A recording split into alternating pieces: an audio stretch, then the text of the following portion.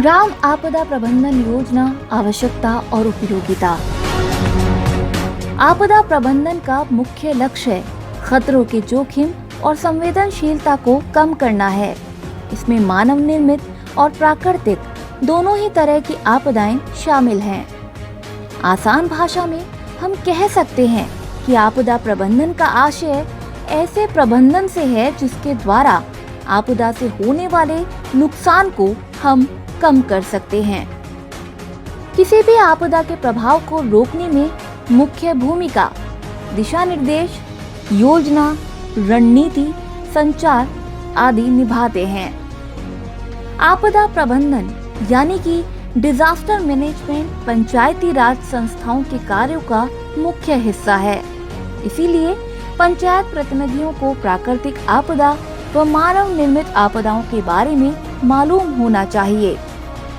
आपदा प्रबंधन अधिनियम 2005 के अनुसार केंद्र, राज्य व जिला स्तर पर विभिन्न संस्थाएं आपदा में राहत कार्य करते हैं।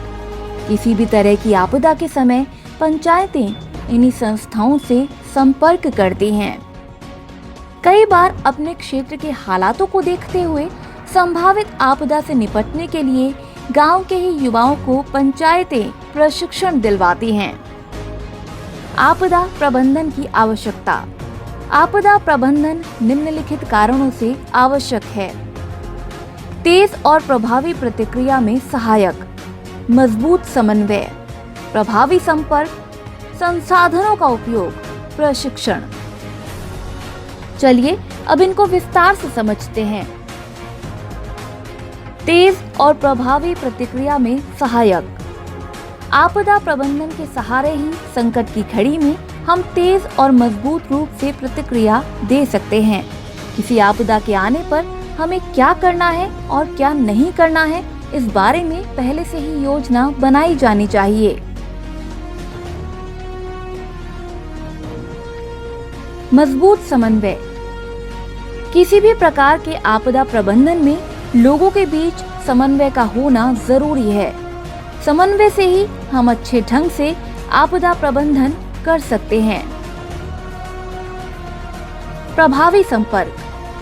आपदाओं से होने वाले नुकसान को कम करने में प्रभावी संपर्क सहायक है। एक अच्छी संपर्क योजना बनाने के लिए आपदा प्रबंधन के महत्व को समझना जरूरी है। संसाधनों का उपयोग। किस आपदा को रोकने में किस तरह के संसाधनों का उपयोग किया जाना चाहिए, उन संसाधनों को ऑपरेट करने की विधि क्या है, इसकी जानकारी के लिए आपदा प्रबंधन को जानना जरूरी है। प्रशिक्षण। अगर लोग प्रशिक्षित हो तो आपदाओं से होने वाले नुकसान को बहुत हद तक कम किया जा सकता है। विभिन्न आपदाओं से निपटने के लिए आपदा प्रबंधन जरूरी है। आपदा प्रबंधन की उपयोगिता। आपदा प्रबंधन निम्नलिखित कारणों से उपयोगी है। तत्काल राहत और बचाव, पुनर्वास, पूर्व तैयारी। चलिए अब इन्हें विस्तार से समझते हैं। तत्काल राहत और बचाव। तत्काल राहत और बचाव कार्यों के लिए आपदा प्रबंधन की योजना जरूरी है। आपदा से प्रभावित लोगों को शरण स्थल, पेयजल, भोजन एवं स्वास्थ्य सेवाएं आदि देने में ये उपयोगी है। पुनर्वास। आपदा पीड़ित लोगों के जीवन को सामान्य करने में ये उपयोगी है। आपदा प्रबंधन के सहारे ही आवास, अनुदान, इलाज की सुविधा, मकानों की मरम्मत आदि मुद्दों पर कार्य किए जा सकते हैं। पूर्व तैयारी। पूर्व तैयारी का मतलब आपदाओं का प्रभावी जवाब सुनिश्चित करने के लिए पहले से की गई तैयारियों से है।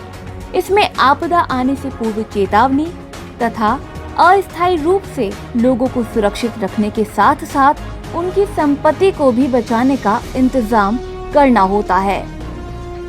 आओ मिलकर करें संकल्प, राहत पहुंचाना ही है विकल्प। जय हिंद, जय भारत।